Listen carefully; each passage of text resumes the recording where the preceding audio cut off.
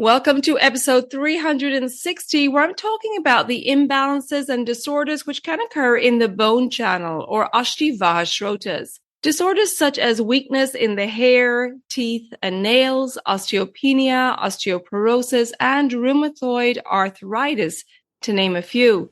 I also discuss the possible causes of these disorders and how to treat and, most importantly, prevent these conditions. So please stay tuned.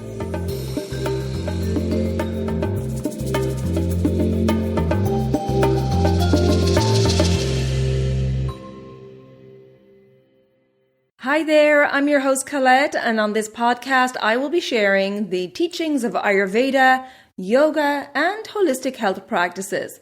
Now, if you're new to Ayurveda, I recommend checking out the first couple of episodes where I do an introduction to Ayurveda and the mind-body types. Thanks for listening, and now here's a new episode. What if you could know what the stars have aligned for you and use that knowledge to navigate life events? Join Kerala Ayurveda Academy for an engaging online workshop in Vedic astrology from November 9th to 11th. This ancient practice is highly relevant today, providing profound insights into your strengths and guiding you in health, relationships, and personal growth.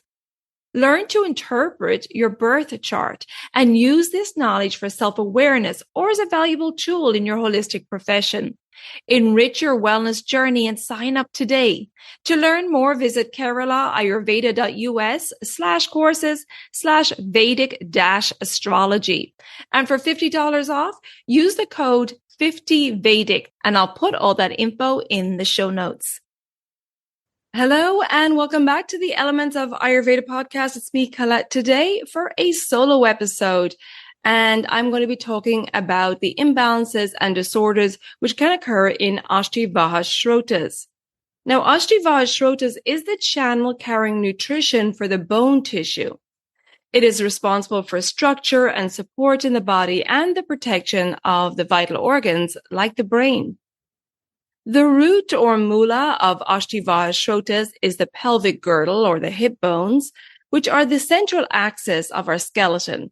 And the second root is adipose tissue or fat tissue called Meda Dhatu in Ayurveda.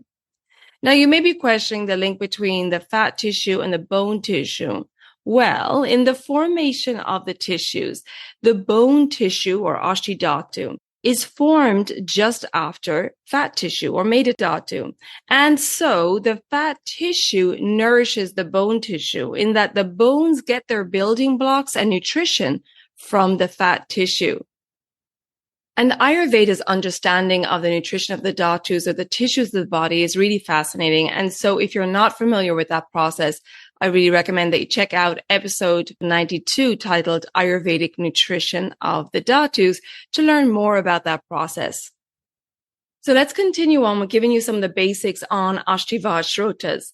The passage or marga of this channel is the skeletal system, and the opening or mukha are the hair and nails.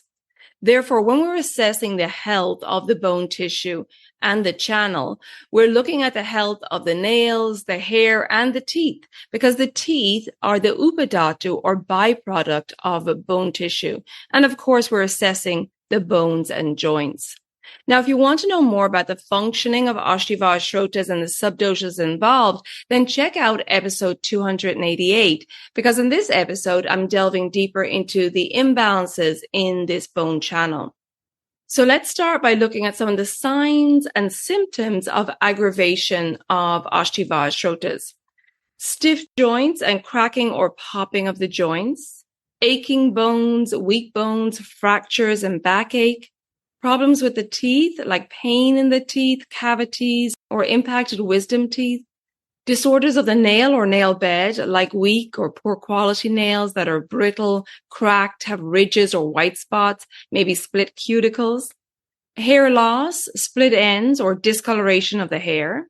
Osteopenia. Structural spinal imbalances, slipped disc and backache. Degenerative conditions or loss of height. And a hypersensitivity to cold or damp weather. And these are just some of the signs and symptoms of aggravation of Asthi Vaha Srotas. Now, if these symptoms are not pacified, then they can go on to manifest into some of the following conditions. One being osteoporosis, which is the loss of bone density and bone mass, which can lead to weak and brittle bones. Now, osteopenia that I mentioned a moment ago is an early sign of osteoporosis. And actually, I discussed osteopenia and osteoporosis in detail with Dr. Sujata in episode 270, if you want to know more about this particular condition. Another disorder of Asthi Vaha Srotas is osteoarthritis, which is the degeneration of the joint cartilage, which can lead to pain, stiffness, and inflammation in the joints. Rheumatoid arthritis, which is an autoimmune disorder that affects the joints, leading to pain, swelling, and eventual bone erosion. Osteomalacia, which is a softening of the bones, leading to pain and weakness. Bone spurs, which are abnormal growth of bone tissue, typically in joints, which can cause pain and discomfort. Scoliosis, which is the abnormal curvature of the spine leading to posture and alignment issues. And bone tumors, which are the abnormal growth of bone tissue, which may be benign or malignant. So let's now look at what are the possible causes of aggravation of Asthi Vaha Srotas. Well, first of all, it's important to understand that Ayurveda considers bone tissue to be one of the main sites of the vata dosha.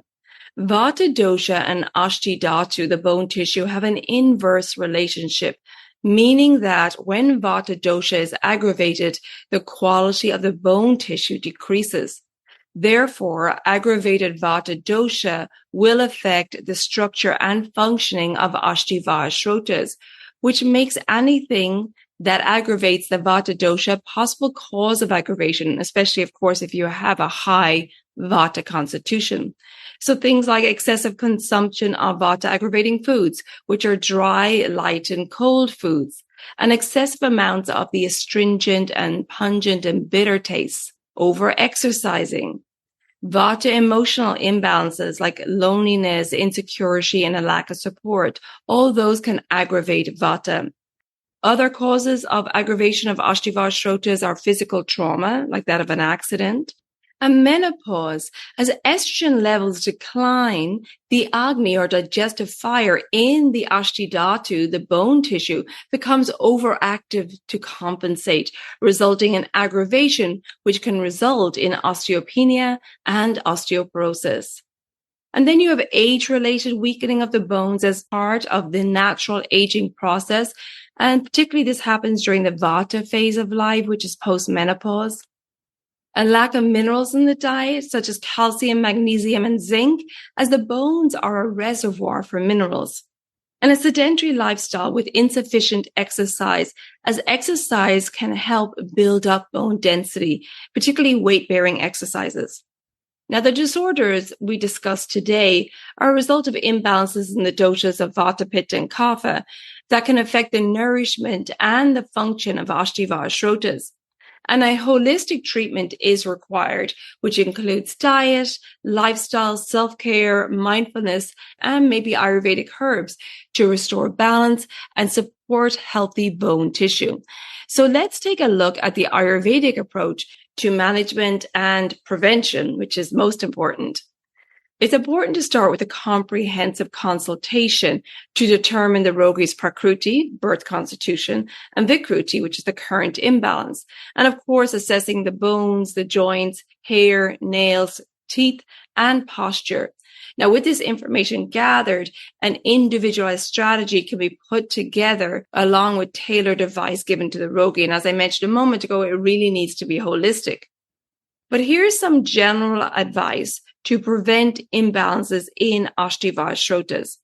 So introducing high calcium foods would be great, like sesame seeds, chia seeds, poppy seeds, almonds, leafy greens, beans, lentils, amaranth, edamame, tofu, sardines, and dairy. And if you don't want to have dairy in your diet, you can still get calcium from many fortified non-dairy products. Now, of course, this list of food is general and it really needs to be tailored to each individual. Take, for example, sesame seeds. They're heating and oily. So they're good if you have a high vata constitution, but not so good for the pitta dosha as they may cause aggravation. So that individual guidance is really important to prevent further aggravation of the doshas. And I mentioned a moment ago, strength training. This is really great to build up bone density, particularly as you're aging and post-menopause. So really doing some strength training workouts. And you could also incorporate some yoga postures, like the standing postures is also great for preventing any imbalances in Asthi Vaha Srotas. Mindfulness practices like meditation and pranayama to reduce stress and anxiety. Of course, that will help in calming the nervous system, particularly calming the vata dosha. Time outdoors in nature to calm the nervous system as well. And also taking time in the sun can help increase vitamin D. Among the main causes of calcium deficiency is a lack of vitamin D. Ayurvedic herbs can also be very beneficial. And again, these need to be tailored to each individual. And I did discuss Ayurvedic herbs for the joints in episode 310. So check that out if you're interested in learning more about the Ayurvedic herbs, which are particularly good for the joints. And of course, you want to adapt your diet and lifestyle based on seasonal changes or ritucharya to help maintain balance in Asthi Vaha Srotas. Now, I did discuss ritucharya or seasonal guidelines in a recent Q&A episode that was episode 355. So you can check that out for more details there. And cleansing the body during these seasonal transitions can help to eliminate any accumulation of toxins or ama in the body, any accumulation of doshas.